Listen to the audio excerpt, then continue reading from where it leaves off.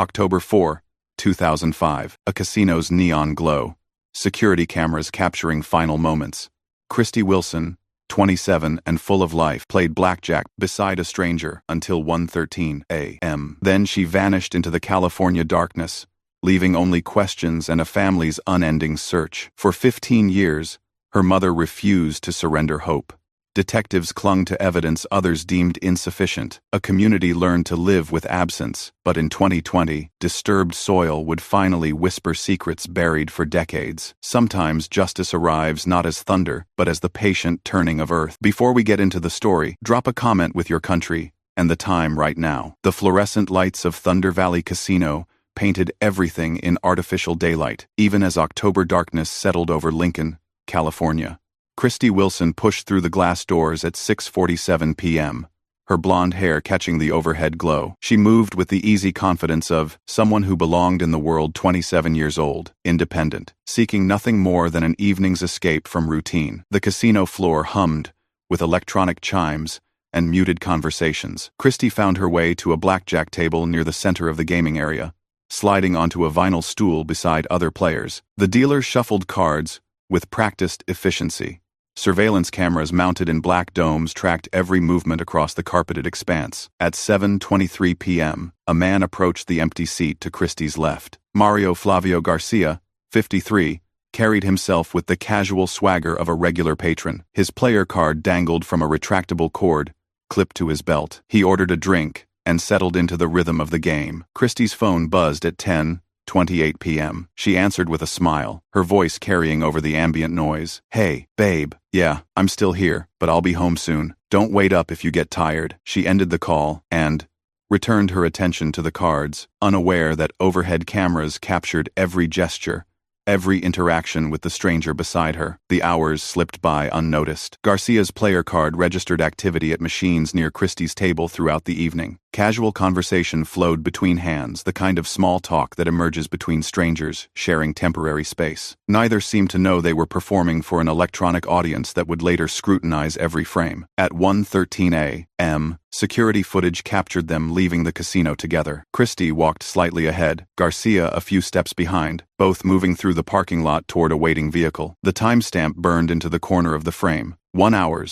13 minutes, and 47 seconds. It was the last confirmed sighting of Christy Wilson alive. Dawn broke gray and cold over Placer County. Christy's boyfriend woke to an empty apartment, her bed unslept in, her keys and wallet still sitting on the kitchen counter where she'd left them. His first calls went straight to voicemail. By noon, worry had crystallized into fear. Christy's white Honda sat exactly where she'd parked it in the casino lot, untouched since the previous evening. Casino security confirmed she'd never returned to claim it. Her purse remained locked inside, credit cards and identification waiting for their owner's return. The missing person report filed that Wednesday afternoon triggered immediate response from the Placer County Sheriff's Office. Detective Sarah Martinez arrived at Thunder Valley Casino by 3 p.m., her notebook already filling with witness statements and timeline details. Casino management provided surveillance footage spanning Christie's entire visit. Martinez watched the monitors with growing unease.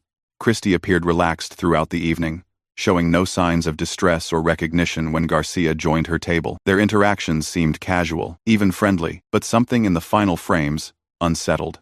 The detective, the way Garcia positioned himself slightly behind Christy as they walked toward the exit, his hand hovering near her elbow without quite making contact. By evening, search teams assembled in the sheriff's department parking lot. Volunteers arrived with flashlights and thermoses of coffee. Missing person flyers bearing Christie's photograph circulated through downtown Lincoln. The local radio station broadcast descriptions every hour on the hour. A community that had never heard Christy Wilson's name before October 5th suddenly spoke it constantly. The first search covered a 5-mile radius around the casino.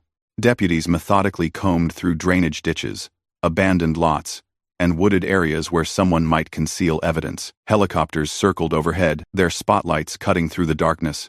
Search dogs worked the perimeter, their handlers watching for any change in behavior that might signal a discovery. Each morning brought fresh hope and renewed effort. Volunteer coordinators distributed sector maps and radio frequencies. Local businesses donated food and water. The story spread beyond Placer County as regional news outlets picked up the case.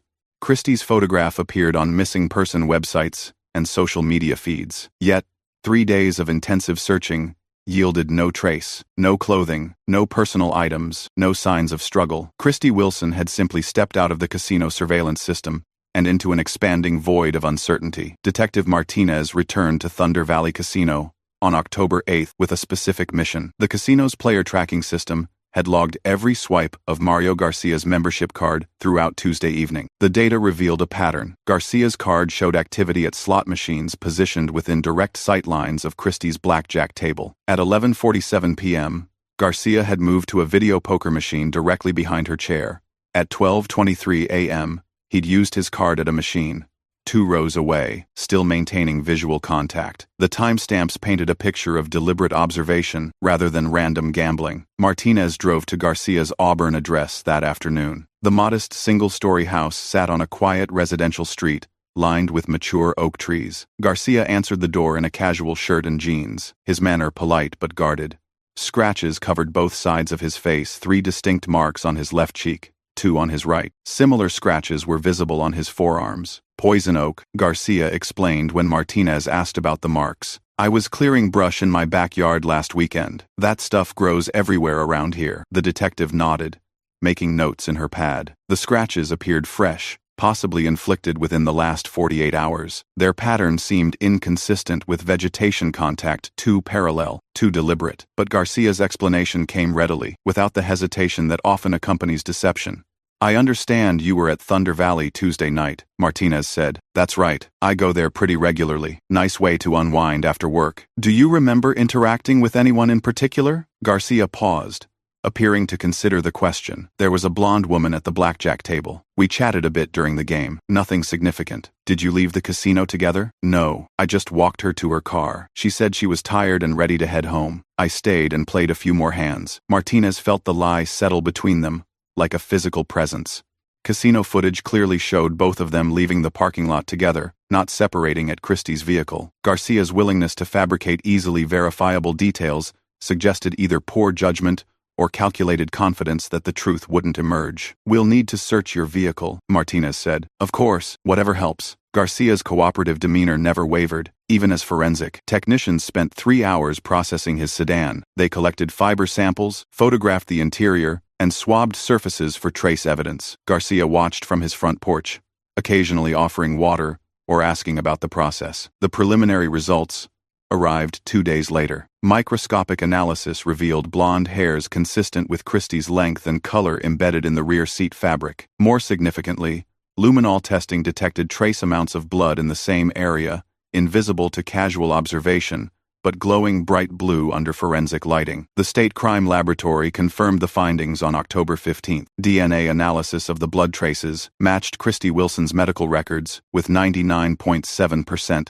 certainty. The blonde hairs showed similar genetic markers. Garcia's car had transported Christy Wilson, and evidence suggested she had bled inside his vehicle. Detective Martinez confronted Garcia with the results during a formal interview at the sheriff's department. The scratches on his face had begun to heal, leaving faint, pink lines across his cheeks. He maintained his composure even as Martinez laid out the forensic findings. The blood could have come from anything, Garcia said. Maybe she had a nosebleed during the drive. People get nervous in cars sometimes. You told me you didn't drive her anywhere. You said you walked her to her car and stayed at the casino. I misspoke. Sometimes the details get fuzzy when you're trying to remember. Martinez spread crime scene photographs across the interview table. The blood pattern analysis suggested impact spatter rather than passive bleeding. Droplet size and distribution were inconsistent with a simple nosebleed or minor injury. Mario, we know Christy got into your car. We know she bled in your back seat. What we don't know is what happened next. Garcia's attorney arrived before he could respond. The interview ended without additional admissions, but Martinez had gathered enough evidence to support an arrest warrant. Garcia's criminal history provided additional context. 2 prior assault charges involving female acquaintances, both dismissed after victims declined to testify. Most troubling was a 1998 incident in San Francisco. Garcia's then-girlfriend had died in a car accident while he was driving. Police reports indicated excessive speed and possible impairment, but charges were never filed. The woman's family had privately expressed suspicions about Garcia's account of the crash. The pattern suggested escalating behavior rather than isolated incidents. Garcia seemed drawn to vulnerable situations involving women, particularly those involving automobiles and isolated locations. Christy Wilson fit the profile perfectly alone at a casino, willing to accept a ride from a seemingly harmless stranger. Community reaction intensified as details leaked to local media. Thunder Valley Casino faced criticism for inadequate parking lot security. Women's advocacy groups organized self-defense seminars. The case became a symbol of predatory behavior, hiding behind ordinary facades. Local headlines screamed variations of casino killer and gambling with lives. Garcia's photograph appeared alongside Christie's in newspaper spreads that dissected his background and behavioral patterns. Public opinion crystallized rapidly. Mario Garcia was guilty, and justice demanded swift action. The Placer County District Attorney's Office faced an unprecedented decision in November 2005. Charging Garcia with first-degree murder would mark the county's first no-body homicide prosecution. Legal precedent existed in other jurisdictions, but each case depended on overwhelming circumstantial evidence to overcome the absence of a victim's remains. Prosecutor Jennifer Walsh reviewed the evidence files repeatedly, weighing strengths against potential weaknesses. The forensic evidence was solid blood, hair, and timeline data placed Christie in Garcia's vehicle. The defendant's contradictory statements suggested deception. His criminal history indicated a pattern of violence toward women. Yet defense attorneys would inevitably argue that no body meant no definitive proof of death. Christie could theoretically have run away, suffered amnesia, or chosen to disappear. Without remains, the prosecution would need to construct an ironclad narrative that eliminated reasonable doubt about both death and culpability. Walsh consulted with colleagues in other counties who had successfully prosecuted similar cases. The key factors remained consistent: strong forensic evidence, credible timeline reconstruction, and defendant behavior that suggested guilt rather than innocence. Garcia's lies about driving Christie home provided the behavioral component, while DNA evidence supplied the scientific foundation. The decision came down to community trust and legal precedent. Placer County residents demanded justice for Christy Wilson. Her family deserved resolution, even if it came through untested legal territory. Walsh filed first-degree murder charges on November 18, 2005, triggering the most closely watched criminal trial in county history. Media coverage intensified immediately. National true crime programs picked up the story, featuring interviews with Christie's family and expert commentary on no-body prosecutions. Legal scholars debated the ethics and efficacy of charging murder without recovering remains. Victim advocacy groups praised the prosecutor's courage in pursuing justice despite evidentiary challenges.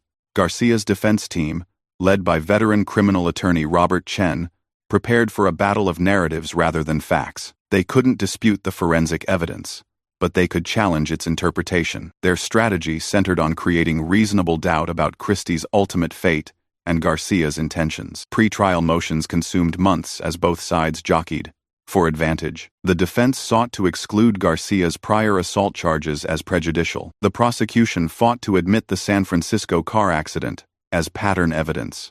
Judge Patricia Reynolds ruled incrementally, shaping the battlefield that would determine Garcia's fate. Jury selection began in September 2006. 12 citizens of Placer County would decide whether circumstantial evidence could support a murder conviction without the central piece of evidence, the victim herself. The trial opened on September 11, 2006, with Prosecutor Walsh standing before a packed courtroom. Reporters filled the gallery's front rows, while Christie's family occupied reserved seats behind the prosecution table. Debbie Boyd, Christie's mother, maintained stoic composure despite the emotional weight of reliving her daughter's final hours. Christy Wilson was 27 years old when she vanished from this world.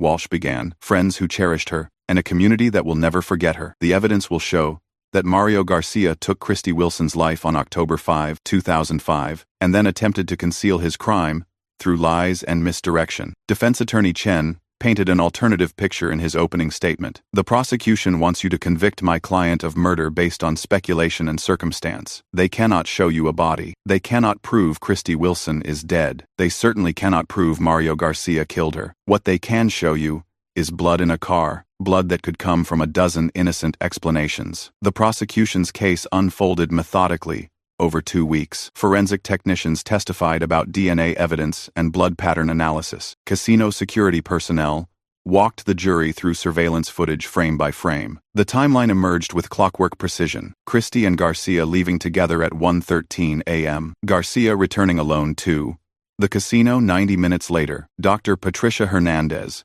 the state's forensic pathologist, explained the blood evidence in clinical detail. The spatter pattern indicates impact trauma consistent with blunt force injury. The distribution and droplet size suggest the victim was prone when bleeding occurred. This is not consistent with a nosebleed or minor injury. Garcia's previous assault charges entered evidence despite defense objections. 2 former girlfriends testified about his controlling behavior and violent outbursts. The San Francisco car accident received extensive coverage, with the victim's sister describing her suspicions about Garcia's account of events. He claimed she grabbed the steering wheel, testified Maria Santos. But Elena was the most careful driver I knew. She would never have done anything to endanger herself or others. I've always believed Mario caused that accident deliberately. The defense countered with character witnesses and alternative theories. Garcia's employer testified to his reliability and calm demeanor. Neighbors described him as helpful and considerate. Chen suggested Christie might have fled an abusive relationship or suffered mental health issues that led to voluntary disappearance. But the prosecution's evidence proved difficult to refute. Garcia's shifting statements about his interactions with Christie undermined his credibility. The forensic evidence placed her in his car under circumstances that suggested violence. His history with women provided context for predatory behavior. Closing arguments crystallized the competing narratives. Walsh urged the jury to trust the science and reject Garcia's explanations. The defendant wants you to believe that Christie Wilson chose to vanish from everyone who loved her, leaving her car, her wallet, and her life behind. The evidence tells a different story, a story of predation, violence, and deliberate concealment. Chen made a final plea for reasonable doubt. The Cludbectane prosecution asks you to convict, without the most basic element of any murder case, proof that a murder actually occurred. Suspicion is not evidence. Speculation is not proof. Mario Garcia may be guilty of poor judgment, but that doesn't make him a killer. The jury deliberated for 3 days before reaching their verdict. Foreperson Margaret Kim stood slowly in the packed courtroom, her voice steady but solemn. We find the defendant, Mario Flavio Garcia, guilty of murder in the first degree. 15 months of grief and uncertainty finally breaking through her composed exterior. Garcia showed no visible reaction, his face remaining impassive, as the judge scheduled sentencing for January 2007. The conviction made national headlines as a landmark case in no-body prosecutions. Legal experts praised the jury's willingness to trust forensic evidence, despite the absence of remains. Victim advocacy groups celebrated the verdict as validation that justice didn't require traditional proof of death. But for Christie's family, the conviction felt incomplete. They had legal closure, but no physical resolution. Somewhere in Placer County, their daughter's remains lay hidden, beyond the reach of searchers and legal proceedings. Judge Reynolds imposed a sentence of 59 years to life on January 12, 2007. Garcia maintained his innocence throughout the proceedings, offering no information about Christie's location. His final statement to the court lasted less than a minute. I hope someday the truth will emerge, and my name will be cleared. As deputies led Garcia away in shackles, Debbie Boyd approached the microphones outside the courthouse. Her voice carried the weight of a mother's infinite loss. The jury gave us justice, but they couldn't give us Christie back. We'll never stop looking for her. Roker, we'll never stop looking for her. Never. That promise would define the next 13 years of Debbie Boyd's life. Partnering with her husband Pat, a retired San Jose police detective, she organized search parties, raised reward funds, and kept Christie's story alive in public consciousness. Their persistence became legendary in missing person advocacy circles. Volunteer searchers combed through wilderness areas every weekend during favorable weather. Ground-penetrating radar operators donated their time to scan likely burial sites. The Boyds developed relationships with psychics, trackers, and amateur investigators, anyone willing to help solve the final piece of Christie's puzzle. Technology evolved during those years. Drone operators joined search parties, their cameras reaching previously inaccessible terrain. Social media amplified the family's efforts, spreading Christie's photograph and story to new audiences. Cold case television programs featured the search for Christie's remains, generating fresh tips and renewed interest. Yet Garcia refused all interview requests from his prison cell. Appeals to his conscience fell on deaf ears. He seemed determined to carry his secrets to the grave, denying Christie's family the peace that comes with proper burial. Detective Ryan Foster joined the Placer County Sheriff's Office Cold Case Unit in 2019, 13 years after Garcia's conviction. The Christy Wilson file occupied a full cabinet drawer in the department's evidence room, hundreds of photographs, witness statements, and search records documenting the family's relentless pursuit of answers. Foster reviewed the case materials with fresh eyes, looking for overlooked connections or unexplored leads. Garcia's property records revealed multiple real estate transactions over the years, including several parcels of undeveloped land near Auburn.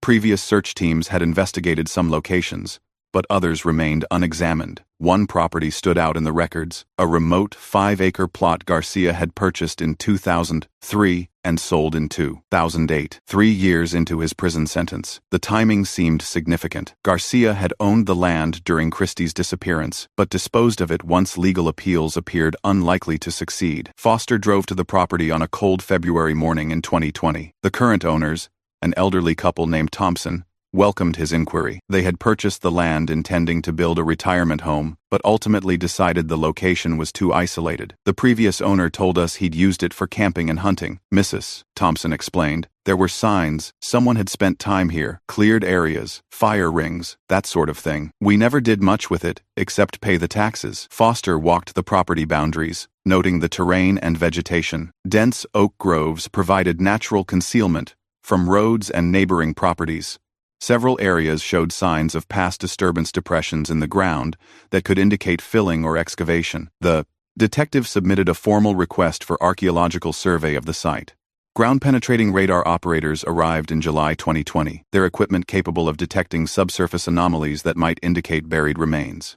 The initial scan revealed several areas of interest soil disturbances, inconsistent with natural settling. On August 15, 2020, excavation began under Foster's supervision. The team worked methodically, removing soil in careful layers while documenting each step with photographs. 3 feet below the surface in a secluded grove, they encountered something that changed everything: bleached bone fragments scattered in dark, organically rich soil. Dr. Rebecca Martinez, the county's forensic anthropologist, arrived within hours. Her preliminary examination confirmed the remains were human portions of a skull, ribs, and long bones that had been buried for an extended period. The positioning suggested intentional burial, rather than natural deposition. News of the discovery spread rapidly through law enforcement channels. Foster placed the notification call to Debbie Boyd personally, his voice carefully controlled as he delivered the words she had waited 15 years to hear. Mrs. Boyd, we believe we've found Christy. The forensic confirmation came 3 weeks later. DNA extracted from the recovered bones matched Christy Wilson's genetic profile with absolute certainty. After 15 years of searching, the family finally had their daughter back. Debbie Boyd's reaction mixed grief with profound relief. Standing in the sheriff's department lobby, she spoke to reporters through tears that had waited over a decade to fall. It's the release we've waited half our lives for. Christy can finally come home. The discovery answered the family's most painful question, while raising others. The burial site's remoteness suggested careful planning rather than panicked concealment. Garcia had taken Christy to a location he knew well, far from casual observation. The deliberate nature of the burial indicated premeditation and cold calculation. Pat Boyd, the retired detective who had never stopped applying his professional skills to his stepdaughter's case, felt vindication mixed with sorrow. We always knew she was out there somewhere. All along, he told investigators. Finding her doesn't ease the pain, but it completes the circle. Christy's story finally has an ending. The community of Lincoln, California, had never forgotten Christy Wilson. Local businesses displayed yellow ribbons for 15 years. Churches held annual memorial services. Her photograph still hung in the sheriff's department lobby, a reminder of persistence and hope. News of the discovery triggered an outpouring of support from across the country. Hundreds of letters arrived at the Boyd residence, expressing sympathy and admiration for their unwavering dedication. Social media posts celebrating the resolution garnered thousands of shares and comments. But the discovery also carried bitter irony. Garcia had died in prison 3 months earlier, from complications related to pneumonia. He would never face questioning about Christy's final hours, or explain his decision to bury her in such a remote location. His secrets died with him in December 2020. Christy's memorial service took place at Capitola Pier, overlooking the Pacific Ocean. She had loved the coastline's wild beauty, spending hours watching waves crash against the rocky shore.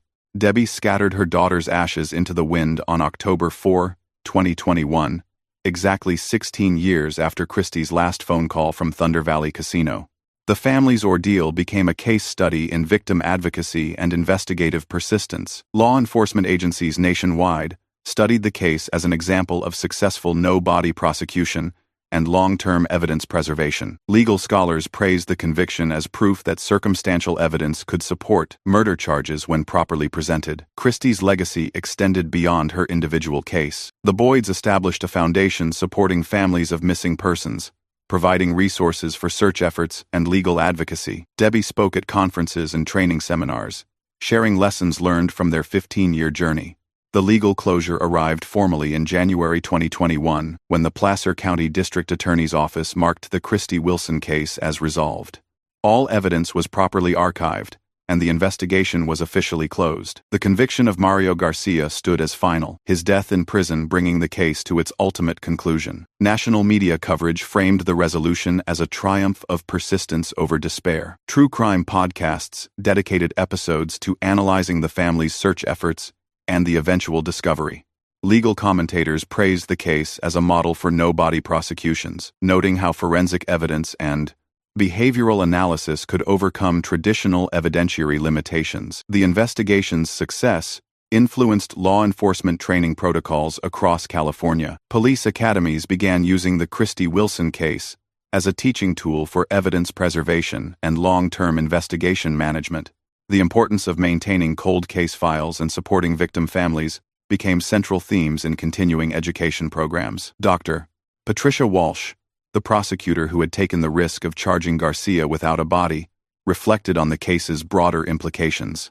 Christie's case proved that justice doesn't always follow traditional patterns, she said during a legal conference presentation. Sometimes, the most important evidence emerges years later, validating decisions that seemed questionable at the time. The forensic anthropological analysis revealed additional details about Christie's final hours. Bone trauma patterns suggested she had died from blunt force injuries to the head, consistent with the prosecution's theory presented during trial. The evidence vindicated the jury's decision to convict Garcia, despite the absence of a body. Media retrospectives focused on the Boyd family's remarkable perseverance. Magazine profiles documented their 15-year search effort, highlighting the psychological toll of prolonged uncertainty. Mental health professionals studied their case as an example of constructive grief, transforming loss into purposeful action. The investigation's technological evolution provided lessons for future cases.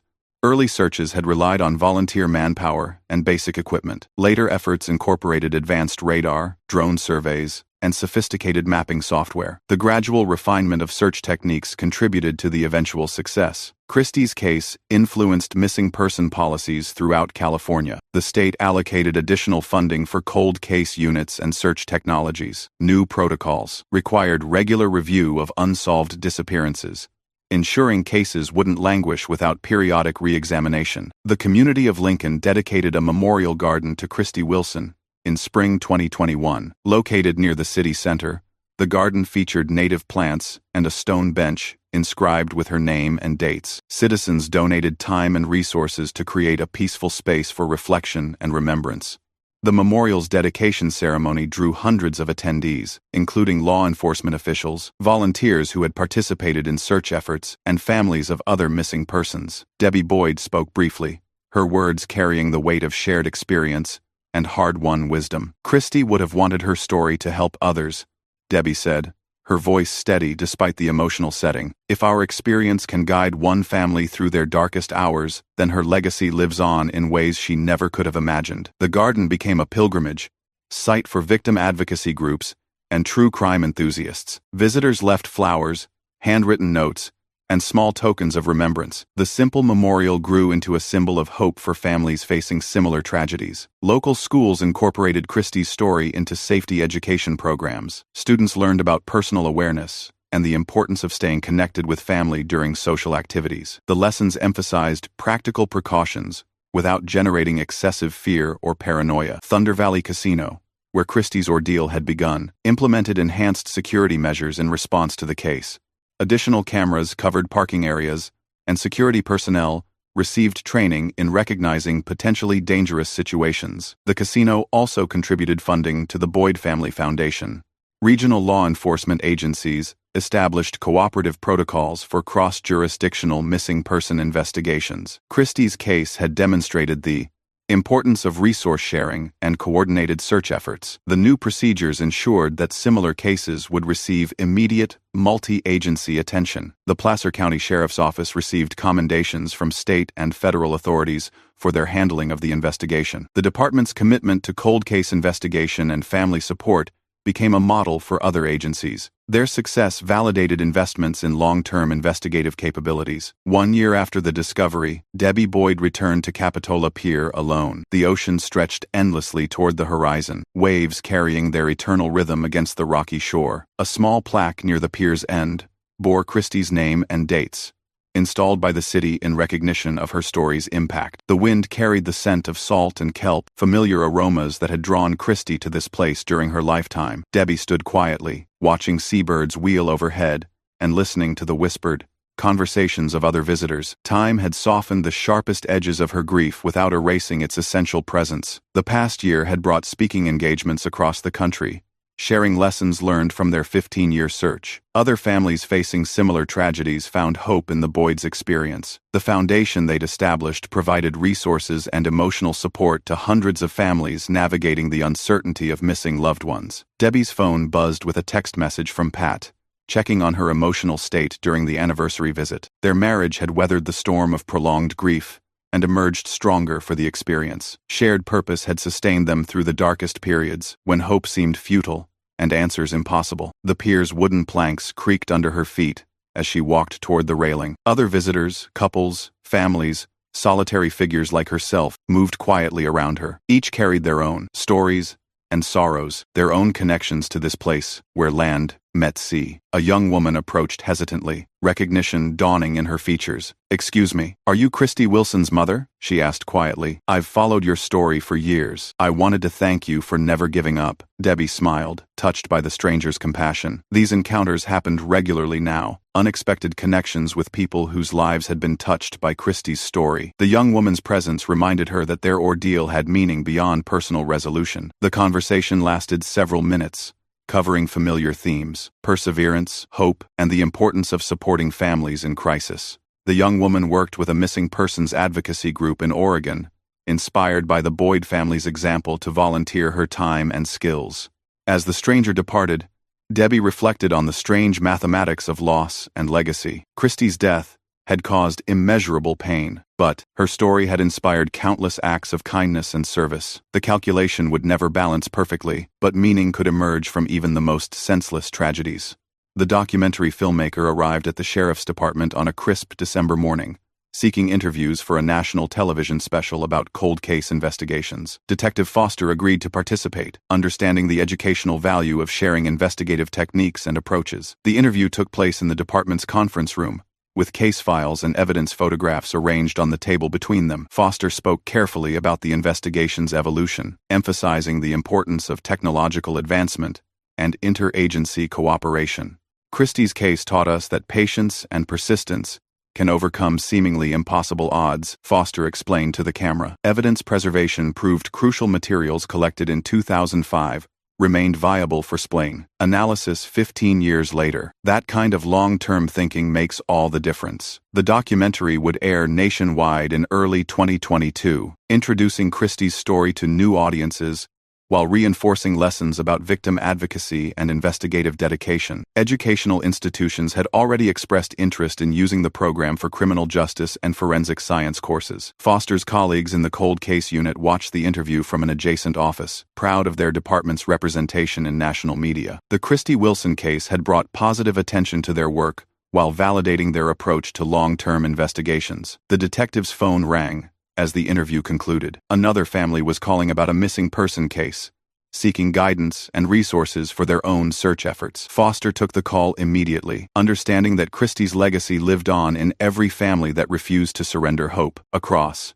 town, Debbie Boyd organized files in her home office, preparing materials for an upcoming foundation board meeting. Donation letters covered her desk contributions from across the country, supporting their mission of assisting missing person families. The work provided purpose and meaning to her continued existence. Pat Boyd entered the office carrying 2 cups of coffee, a routine developed over months of shared labor. Their foundation had grown beyond their initial expectations, requiring professional management and strategic planning. What had begun as personal tragedy had evolved into organized advocacy. The couple discussed upcoming projects: a scholarship fund for students pursuing forensic science degrees, a mobile command unit for rural search operations, and a training program for volunteer search teams. Each initiative honored Christie's memory while serving practical needs in missing person investigations. Their calendar showed speaking engagements scheduled through the following year. Law enforcement conferences, victim advocacy meetings, and university lectures filled the months ahead. The demand for their expertise reflected growing recognition of missing person issues in criminal justice education. Evenings settled over Lincoln, California, as families gathered for dinner and children completed homework assignments. The ordinary rhythm of community life continued, temporarily undisturbed by thoughts of violence and loss. Yet Christie's story remained embedded in the town's collective memory, a reminder that evil could intrude upon the most mundane circumstances. The final archive box closed with a soft thud, sealing 15 years of investigation into climate-controlled storage. Detective Foster completed the inventory paperwork methodically, ensuring future researchers would find complete documentation of the Christy Wilson case. Every photograph, interview, transcript, and evidence log was accounted for. Understanding of investigative patience. Traditional police work emphasized rapid resolution